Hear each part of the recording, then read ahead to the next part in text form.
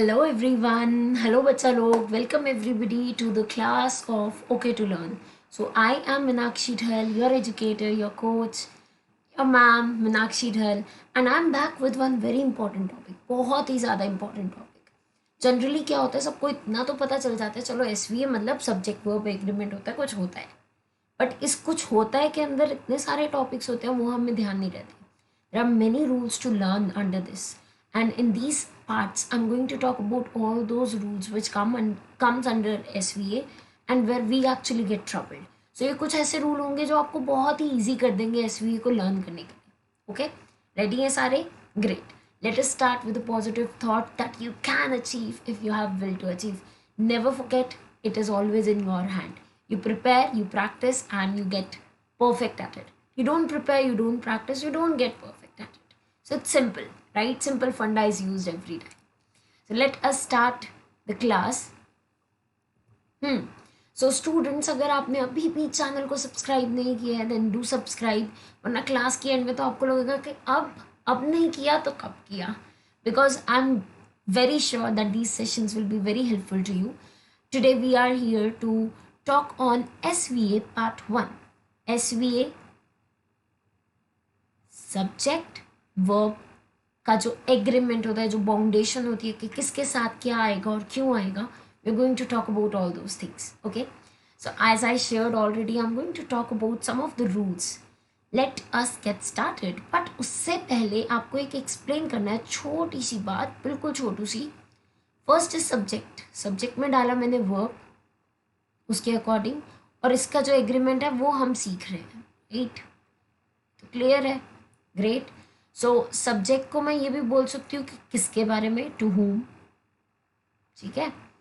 और सब्जेक्ट को मैं एक और उससे बुला सकती हूँ, डूअर, करता इन हिंदी, जिसने किया. और वर्ब मतलब मेरा एक्शन. वर्ब मतलब मेरा क्या एक्शन था, मैंने क्या किया उस पर. ठीक है.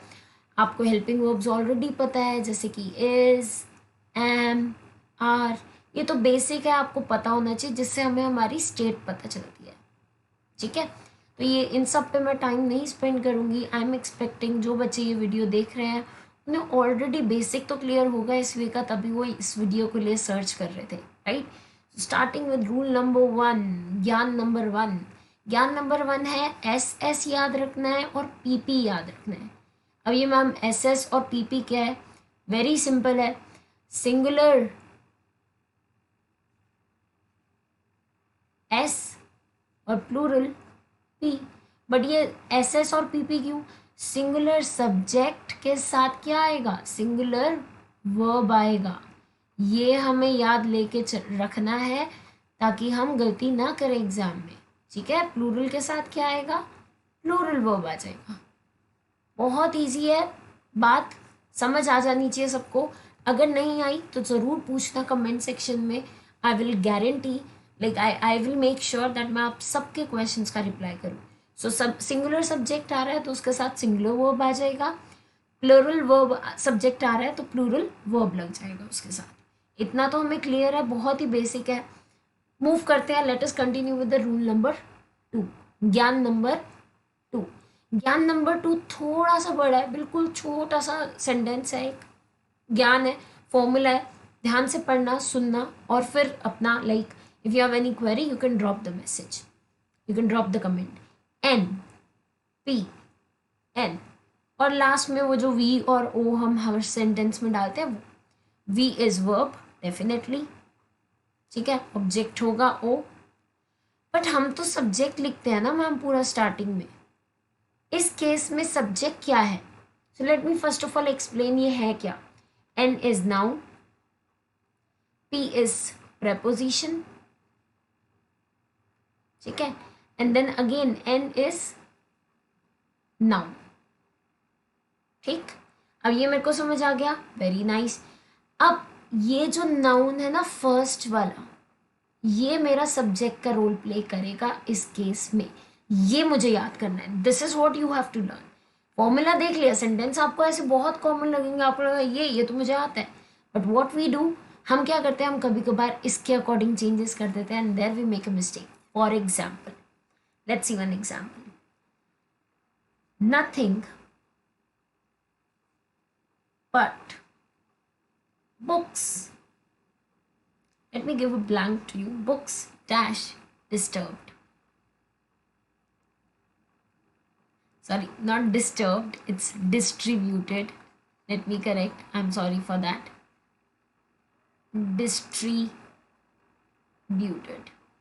I'm repeating the sentence, ध्यान से सुनना. Nothing but books dash distributed. अगर आप कोई भी जनरली अगर आपको ये रूल ना बताऊँ मैं, so you will simply put yes, हाँ आर होगा, बुक्स आर, बुक्स के साथ आर आएगा, सब्जेक्ट वर्ब एग्रीमेंट है. नहीं, इस केस में नाउन है, प्रपोजिशन है, नाउन है, इसीलिए नथिंग की वजह से यहाँ पे आएगा is. Nothing but books is distributed. Nothing के अकॉर्डिंग मैंने अपना जो वर्ब था उसको इज रखा. ओके, दिस वॉज ज्ञान नंबर 2. याद रखना है और इसको भूलना नहीं है. एग्जाम में ये कुछ ट्रिक्स होती है जो कॉम्पिटिटिव एग्जाम में हमारा आगे मक्खन की तरह निकाल देती है एग्जाम, और यही हमें ट्रिक्स नहीं आती, सो वी स्टे साइलेंट, है ना. नेक्स्ट ट्रिक, ट्रिक नंबर 3, ज्ञान नंबर 3. अच्छा, so, ज्ञान नंबर 3 अगेन बहुत इंपॉर्टेंट है, स्टार डाल लेना जब नोट्स बना रहे हो, very important. It is indefinite. Indefinite आप क्वांटिटी ले रहे हो, you are talking about indefinite number और क्वांटिटी, ठीक है. प्लस ऑफ, इनडेफिनाइट क्वांटिटी और नंबर के बाद आपने क्या डाला, ऑफ, और फिर आपने डाला नाउन, ठीक है. Then again the same formula, then verb and object, जो भी आगे आना था. देखने में तो समझ आ रहा है, ठीक है, but what is subject. Subject ये नाउन होगा, ये इनडेफिनाइट नंबर या क्वांटिटी होगी. इनडेफिनाइट नंबर या क्वांटिटी का एक एग्जांपल ले लेते हैं. हाफ, हाफ क्या है, इनडेफिनाइट है. Of the, half of the mango. अब द मैंगो क्या हो गया हमारा, नाउन हो गया. Half of the mango dash रॉटन. रॉटन means खराब हो गए, गल गए, सड़ गए. Half of the mango dash रॉटन. अब इस केस में हमें सब्जेक्ट लेना है इस नाउन को. Half of the mango is rotten, ठीक है. ये मैं आपको समझा नहीं रही हूँ, you have to learn these things, ठीक है. ज्ञान नंबर 4 पर चल रहे हैं, रूल नंबर 4 पर चल रहे हैं. रूल नंबर 4 ज्ञान नंबर 4, और ये है place plus verb plus subject. Subject क्या है यहाँ पे, law of inversion. Law of inversion, ठीक है, समझने की कोशिश करेंगे. Here comes my friend. सुना होगा सेंटेंस इंग्लिश में, जब हम ऑडियो सुनते हैं we get sentences like this. Here comes my friend. आप अपने फ्रेंड को इंट्रोड्यूस कर रहे हो बहुत एक यूनिक वे में. What you did, you actually used subject my friend at the end of the sentence. Here आपने प्लेसिंग वर्ड पहले डाला, देन आपने वर्ब डाला एंड देन सब्जेक्ट डाला. इसमें कोई कंफ्यूजन नहीं होनी चाहिए.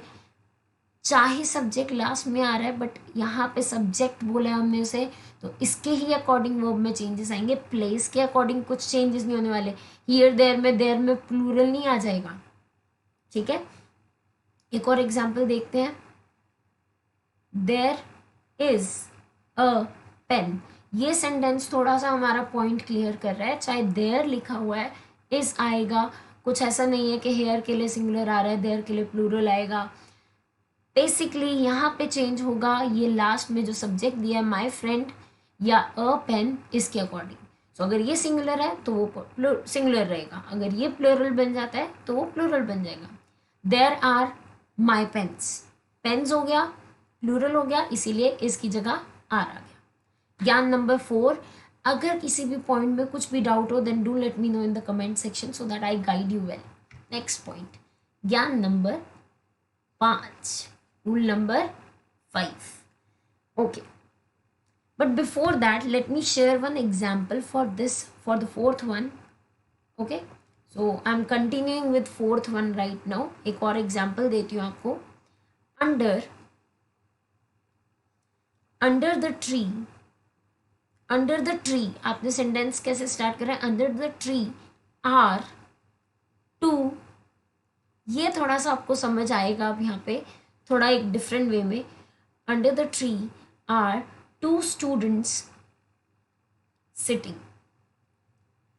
सेंटेंस स्ट्रक्चर गलत नहीं है, it is a correct sentence structure and this is how it is formed. हमने क्या करा?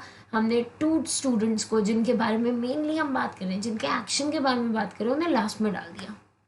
To students are two students sitting. So are आएगा या इज आएगा, ये किस पे डिपेंड करता है? ये मेरे सब्जेक्ट पे डिपेंड करता है. तो टू स्टूडेंट्स है, it's plural, that's why are is also plural. याद रखना है, बहुत इंपॉर्टेंट रूल्स हैं ये सारे. जितने ज़्यादा जल्दी हम समझ जाएंगे इन सबको उतना ही हमारे लिए बेनिफिट रहेगा. राइट. सो मूविंग टू ज्ञान नंबर 5, रूल नंबर 5, ज्ञान नंबर 5. इसमें एक थोड़ा सा एक ट्विस्ट, एक ये बहुत बच्चे कंफ्यूज होते हैं इसको लेकर. A number plus of plus noun. ये जो अ नंबर द नंबर वाला होता है हमें लगता है सेम है, हमें लगता है अलग है, बट पता नहीं क्या है. Let us see. The number plus of plus noun plus verb. एक बार समझते हैं इसे क्या होगा. दोनों करेक्ट होंगे पास्ट में. In past both will be correct. ठीक है, ये बात याद रखनी है.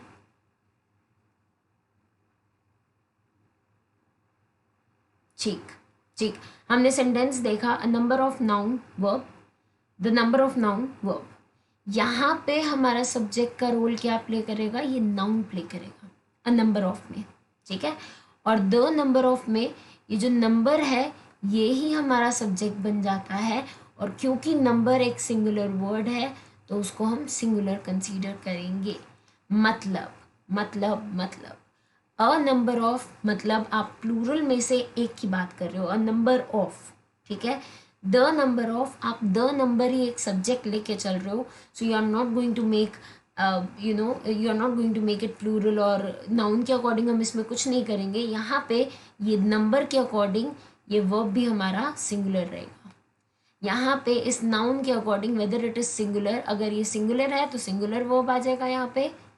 ठीक है, वर्ब सिंगुलर हो जाएगा. अगर ये प्लूरल बन जाता है तो यहाँ पे भी हम वर्ब को प्लूरल बना देंगे. याद रहेगा, समझ आ रहा है. I am trying not to make it lengthy और बोरिंग फॉर यू, इसीलिए मैं एक नोट्स वे में आपको प्रिपेयर करवा रही हूँ so that you feel like yes we are interacting and we are learning from it. Okay, ठीक है, आगे कंटिन्यू करते हैं. एक और सेंटेंस इस पे बताती हूँ मैं आपको, ये देखना. एक एग्जाम्पल पढ़ेंगे ना तो समझ आ जाएगा. द नंबर ऑफ, हम रूल नंबर 5 पे ही हैं अभी.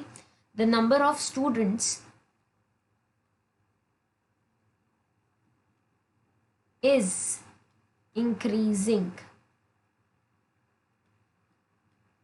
क्यों क्यों क्यों क्यों क्यों क्यों? क्योंकि द नंबर आया है, मतलब सिंगुलर आया है, इसीलिए जो वर्ब होगा वो कौन सा रहेगा? सिंगुलर रहेगा. ठीक है, रेडी है, समझ आ गया है इतना? Great, let us continue. So एक बात फिक्स कर लेनी है दिमाग में. क्या है भाई वो? अ नंबर जो है वो होता है प्लूरल केस के लिए यूज, मतलब उसको प्लूरल कंसीडर किया जाता है. तो जहाँ पे आपको प्लूरल शो करना है अ नंबर यूज कर लेना और आगे प्लूरल कंटिन्यू कर लेना. द नंबर यूज करते हो तो आप एक्चुअली सिंगुलर को रिप्रेजेंट करते हो, सिंगुलर को. ठीक है, इतनी बात छोटी सी अगर याद रहेगी it will be very easy to do most of the questions, क्योंकि ये अ और द वाले कन्फ्यूजन बहुत ज़्यादा होती है बच्चों. नेक्स्ट कुछ क्वेश्चंस पूछूंगी थोड़े से, like as a kind of exercise.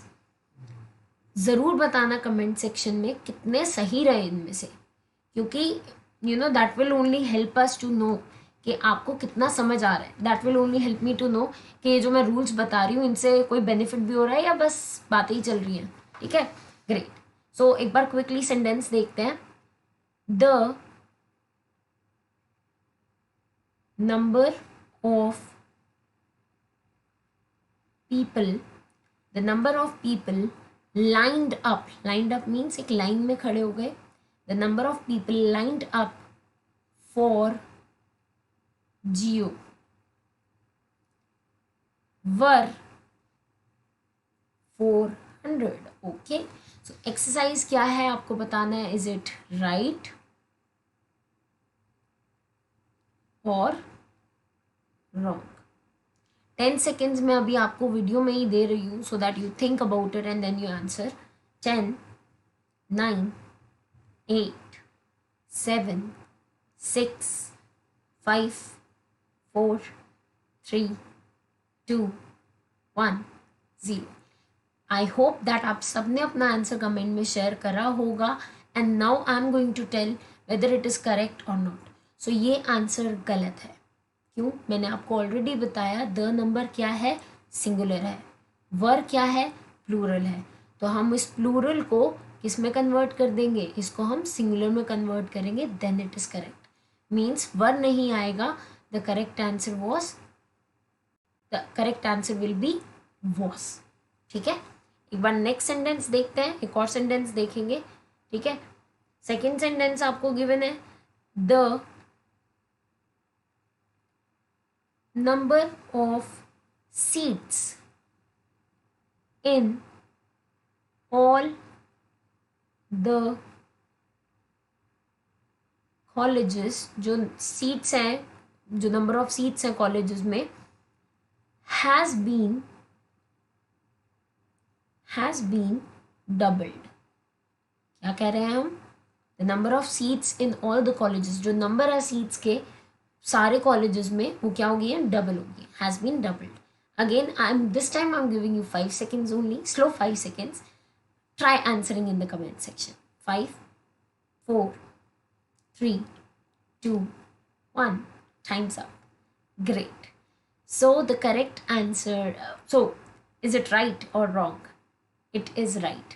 Has been is absolutely correct. Why? क्योंकि the number singular है और and has is a singular verb. याद रहेगा. इतने क्वेश्चंस के बाद, मतलब ये जो हम थोड़ी बहुत भी प्रैक्टिस कर रहे हैं, after this you cannot be ever confuse with point, right. ठीक है, एक और एग्जाम्पल देखते हैं, जल्दी से देखेंगे. A number of questions has been set. जल्दी से बताना है. 5, 4, 3, 2, 1. Please answer now. ठीक, great great great. I hope आप सबका आंसर सही रहा, because that will be the result of my efforts. तो ज़रूर बताना कि कौन सा आंसर था आपका, वेदर इट वॉज करेक्ट और not.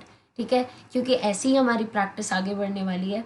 So my dear students, it was an incorrect sentence. क्यों? क्योंकि अ गिवन है. A number of is used for plural cases. ठीक है, जब हमारा प्लूरल केस होता है that time we use.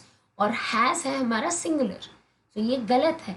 We have to convert it into plural, which means हम यहाँ पे हैव बीन लगाते तो ये बिल्कुल करेक्ट था sentence. Otherwise it is absolutely correct. ठीक है, सो इतना समझ आया. अब इसके बाद कुछ और केसेस आते हैं, we will be talking about them. So आज की क्लास में वी हैव रिवाइज्ड 5 रूल्स. मैं एक बार जल्दी से क्विक रिकैप दूंगी and then we will end the session. ठीक है, सो फर्स्ट चीज़ मैंने आपको बताई सब्जेक्ट वर्ब एग्रीमेंट के बारे में. थोड़ा सा बिल्कुल बेसिक हमने एक बात करी. वेरी बेसिक रूल है, सिंगुलर सब्जेक्ट के साथ सिंगुलर वर्ब आता है और प्लरल सब्जेक्ट के साथ प्लरल वर्ब आता है, भूलना नहीं है.